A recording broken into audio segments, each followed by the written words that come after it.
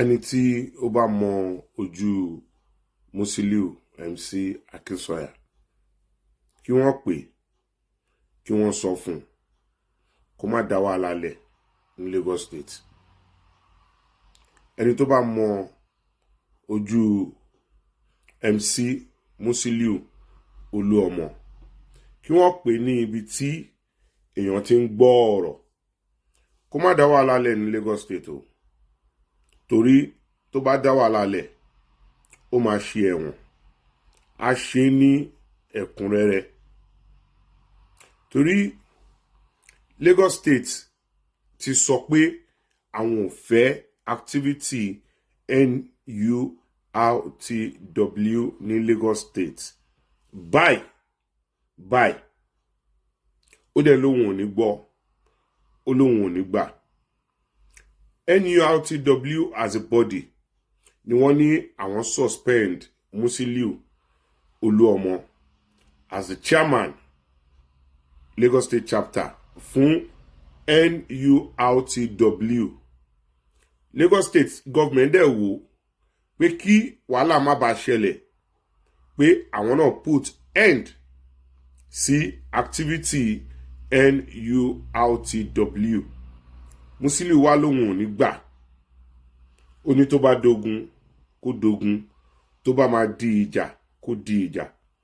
Ṣùgbọ́n ẹ sọ fún a fẹ́ wàhálà ní Lagos State, kó má dá wàhálà lẹ̀ o, kí ó má dá wàhálà lẹ̀, torí tó bá dá ẹni wàhálà lẹ̀ ní Lagos State ó máa ṣe ẹ̀wọ̀n ẹ̀ o, ó máa ṣe ẹ̀wọ̀n ẹ̀ ní ẹ̀kúnrẹ́rẹ́.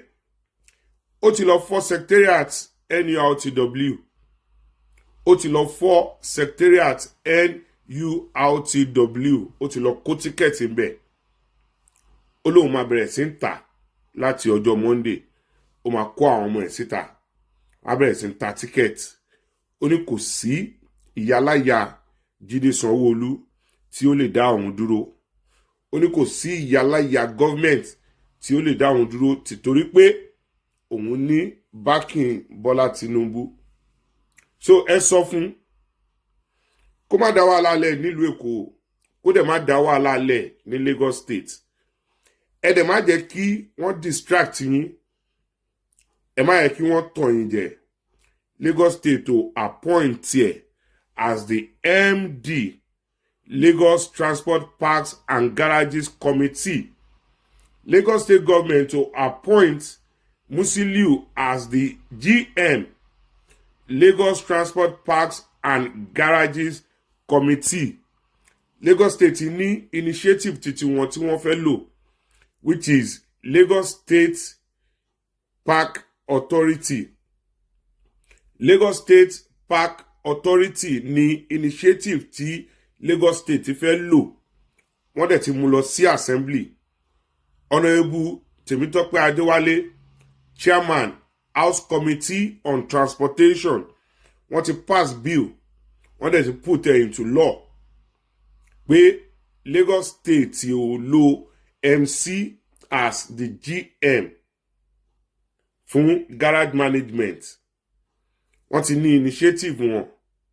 Lagos State Park Authority ni wọ́n fẹ́ lò.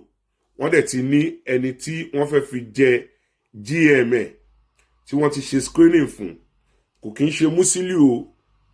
Kò sí ẹni tí ó appoint Musiliu MC Oluomo as the GM láti oversee garage àti park ní Lagos State.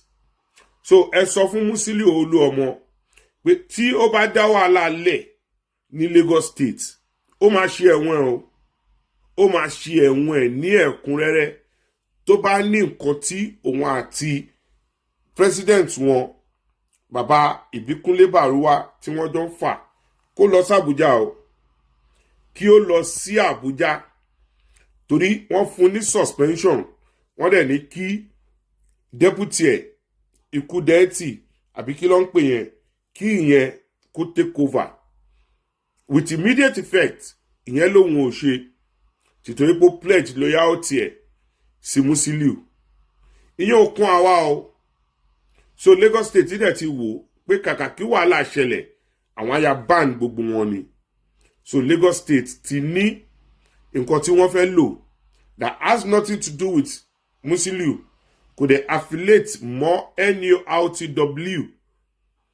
Wọ́n ti ní ẹni tí wọ́n máa lò, wọ́n dẹ̀ ti mú orúkọ ẹ̀ lọ fún screening, kò dẹ̀ ń ṣe orúkọ Musiliu. Ohun tó ń bí Musiliu nínú nìyẹn o, because gbogbo èrò ọkàn ẹ̀ tó fi accept suspension ní ọwọ́ NURTW ní pé òun máa lọ Jídé Sanwó-Olú láti appoint òun as the general manager fún Lagos State Park and Garages Committee, which tí àwọn tí orí wọn pé tí wọ́n ń ṣe ìjọba wọ́n wò pé kò ń ṣe irú Musiliu ni ó yẹ kí wọ́n gbé fún.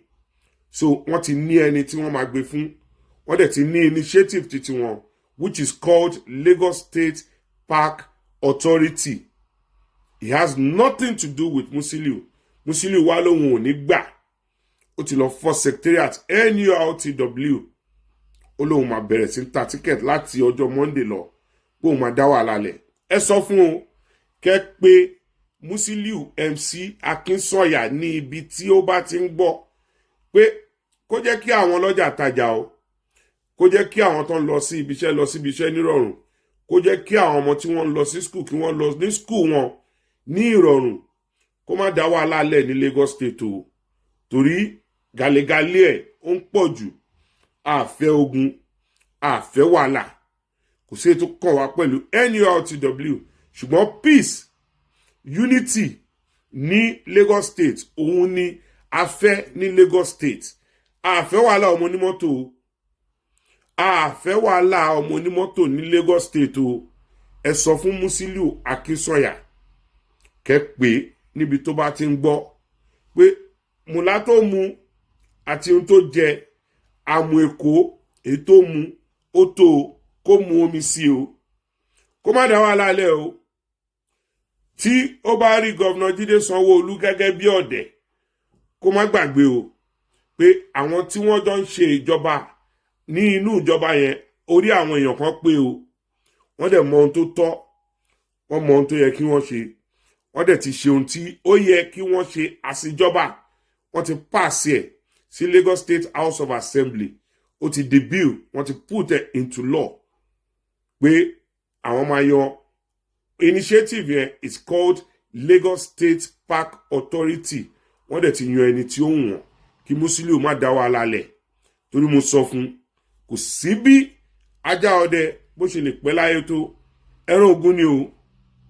Kò sí bí ajá ọdẹ bó ṣe lè pẹ́ láyé tó, mo sọ fún Musiliu pé ẹran ogun ni.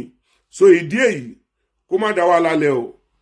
Tíkẹ́ẹ̀tì owó iyebíye tọ́lọ́ worth million ní ọ̀gbẹ́ni Musiliu lọ kó ní secretariat tó fọ́. Ta ló ń ṣerú ẹ̀ tí ó bá sí pé greed, ìwà olè, ọ̀dájú, aláìnítẹ́lọ́rùn, wọ́n suspend ẹ̀. Ó ní kọ́kọ́ ló máa kọ́ suspend o. Wọ́n ti ní àwọn past chairman tí wọ́n ti suspend tí wọ́n gbà ní ìrọ̀rùn, ṣùgbọ́n ìgbà tó di orí tiẹ̀ ó lóun ò ní lọ ní ìrọ̀rùn. Ó kó àwọn member NURTW ó force wọn ẹ lọ jí bá governor Lagos State nínú ilé ní àárọ̀ kùtùkùtù, láàárọ̀ kùtùkùtù Sunday, ẹ lọ kanlẹ̀kùn wọn lórí, ẹ ń disturb ẹ̀ torí pé ó ti mọ̀ pé wọ́n máa suspend òun ní ọjọ́ Thursday, which is àná tí wọ́n suspend ẹ̀, ló ṣe jí lọ bá governor. He saw it coming, ó dẹ̀ mọ̀ pé tí wọ́n bá ti fún wọn ní query ní ẹ̀ẹ̀mejì nínú constitution wọn, suspension ló kàn. Ó dẹ̀ ló gba suspension yẹn ní ìrọ̀rùn. Ó wá fi pé bóyá governor máa appoint as the GM Lagos State Park and Garages Committee. Ìgbà táwọn tó rí wọn pé tí wọ́n wò pé àwọn ò lè ṣerú ẹ̀ fún ẹ, kò ń ṣe irú ẹ̀, because tó bá fi ẹlẹ̀ wàá pa gbogbo èèyàn tán nílùú ni. Àwọn tó tiẹ̀ tí fa méjì lọ́rọ̀ wọn ló ti pa wọ́n. Ó ti wá dé bá ẹ̀ ń sìn, olóò máa dá wàhálà lẹ̀, olóò nígbà, ó lọ fọ́ secretariat. Níbo ló ti ń ṣerú ẹ̀? Ẹ kìlọ̀ fún, kẹ́ kìlọ̀ fún pé tó bá dá wàhálà lẹ̀ nílùú Èkó ó máa ṣe ẹ̀wọ̀n ẹ̀ ni, kò sí bóyá lè pẹ́ láyé tó, ẹran ogun ni. báyé bá ń polúkúrú musu tóun gbogbo bá sú ni tàdá lùlùlù tóun gbogbo kọ̀ tí ò dùn tàdá gbìyànjú títí tóun gbogbo di kọ̀ bí èbó fẹnu ọkọ̀ sọlẹ̀ kágbẹ̀mí ààrẹ ni kọ́ ni ọ̀nà àbáyọ torí kákárí bọnú ọ̀tánràn ohun tí bá ń ṣe ni àfi kásátọ ni tẹ́lẹ̀dùmarè bá ń gbà fún yèyé àtọ́kẹ́ olórìṣà aláwòye lọ́bẹ̀ elédùn á ti gbé kalẹ̀ láti máa tú okùn táyé bá fi dé ni ẹni tí ń wá ọmọ tí ò rí bí iṣẹ́ tí ò lọ déédé ìgbéyàwó tó forí sánpọ́n ẹni tí ń mú àmúbọ̀ ọkọ àti táyà àmúbọ̀ iṣẹ́ àti ìjákulẹ̀ ní gbogbo ọ̀nà ẹni tí ń là àlákàlà ẹni tí ẹgbẹ́ ọ̀run ń dà láàmú wàá fìdí ẹgbẹ́ rẹ lélẹ̀ lọ́dọ̀ àtọ́kẹ́ olórìṣà aláwòye ọkọ ọ̀run ló ń yọ ẹ́ lẹ́nu ayọ̀ ọ̀run ló ń dà ọ́ láàmú tàbí àìsàn kan ló ń dà ọ́ láàmú lágọ̀ ara kàn sí yèyé àtọ́kẹ́ olórìṣà aláwòye kí wọ́n fi àṣẹ òrìṣà tólódùmarè gbélé wọn lọ́wọ́ pàṣẹ ìdẹ̀rùn sáyé rẹ boko ọ̀bájínà ilá kì í kó kàn sí yèyé àtọ́kẹ́ aláwòye ní aláwòye royal temple orí òkè mosebọ́látán ní ìlú ìlásẹ̀ ìdí ìrókò nípínlẹ̀ Ògùn ẹ lè pè wọ́n sórí nọ́mbà yìí 090-677-02269 tàbí 090-471-17026 àtọ́kẹ́ olórìṣà aláwòye ló ní aláwòye yóò wo tìrẹ síre sówó sọmọsálà àfíà. Àṣà Yorùbá TV ètò tó gbàṣà Yorùbá lárugẹ.